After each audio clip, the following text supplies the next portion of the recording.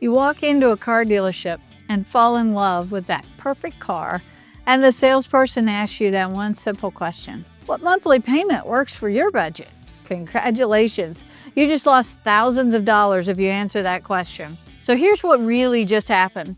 The moment you answered that question, you stopped negotiating the price of the car and started negotiating how long you'll be making payments. That's exactly what they want. Let me show you how this plays out in real life numbers. So let's say you tell them you can afford an $800 a month car payment. They smile and they say, great, we can work that out. What they don't tell you is they just added $3,000 to the price of the car and stretched your loan out from 5 to 7 years. Your payment is $800 just like you wanted, but now you're paying an extra $7,000 in interest and fees over the life of that loan. The car business has trained us to think about monthly payments instead of total costs.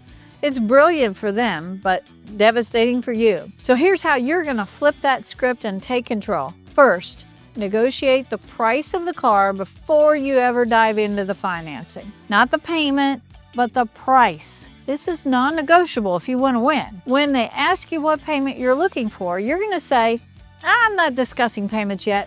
What's your best price on the vehicle? They're going to push back. They'll try to redirect you onto those payments again. Hold firm. Price first, financing second. Next, if you're buying new, don't waste your time driving from dealership to compare pricing. Figure out exactly what you want, then call 5 dealerships, tell them the exact make, model, trim, color, whatever you're looking for. Ask them what their best price is out the door. Tell them to send you an email or call you. Don't go into the sales pitch. Let these dealers compete for your business while you sit at home and work and make some money. The lowest price is going to win. Next, remove the emotion from the deal. The fastest way to overpay for anything is to fall in love with it before you negotiate. While you're at the dealership, act like any car will do. There are 50 others just like it at other dealerships. The moment they sense you're emotionally invested, your negotiation power vanishes. I know that's hard. You found the perfect color, the interior is exactly what you want, you can already picture yourself driving it. Push that aside for a minute. This is a business transaction, and we're going to treat it like one. So fourth, understand that buying the car in one deal day is not your best process. When they don't meet your price, you're going to leave. Don't argue, don't get emotional. Just say, I appreciate your time, but that doesn't work for me. And you walk out that door. Now here's the secret they don't want you to know. If it's the 20th, 25th of the month or later, walk away. Dealerships and salespeople normally have monthly quotas. If they're not going to hit their quota or they're close to it near the end of the month, you might be getting a phone call. They'll suddenly find a way to meet your price if it means hitting their goal. I've seen this happen dozens of times. The deal that was impossible on Tuesday becomes totally doable on the 29th. Same car, same buyer, different motivation. Next, I recommend you put down as little as possible. I know that sounds backward. Everything you've ever been told says put down more and lower the payment. But here's the reality. The moment you drive off that lot, the car's going to lose 20% of its value.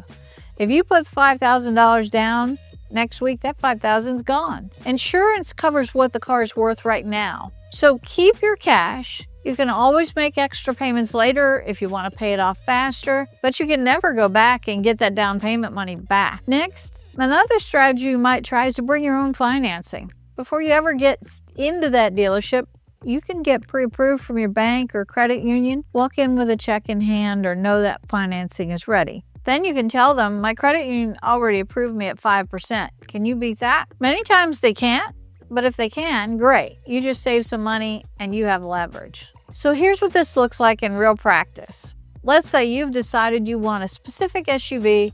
You call 5 dealerships. 3 of them come back between $34,000, $35,000. 1 comes back at $32,000. 1 doesn't respond. You're going to call the $32,000 dealership and say, I have another dealer at $31,500. Can you match it? Even if you don't, they'll either match it or they won't. If they won't, you tell them you'll think about it, and then you can call them back. You walk away. It's the 22nd of the month, so you wait. On the 28th, your phone rings. They're at $31,200 if you'll come in today. So you just saved $2,800 by being patient and being willing to walk away. When you show up, You already know the price, you're pre-approved for financing, you're not emotionally attached. They ask you how much you want to put down. You say nothing. I'm financing the full amount. They might try to upsell you a bit on some extended warranties and gap insurance and paint protection. You can just say no to all of it. You sign the papers, you got the keys in hand, you drive home, you just won, and you got a sweet new ride.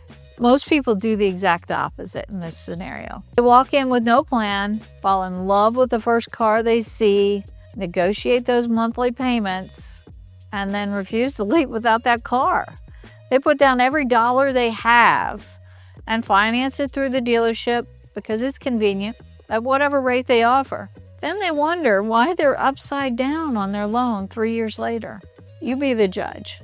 Your car is probably one of the most expensive things you'll buy besides your house. So treat it like a major financial decision. It doesn't need to happen in one day.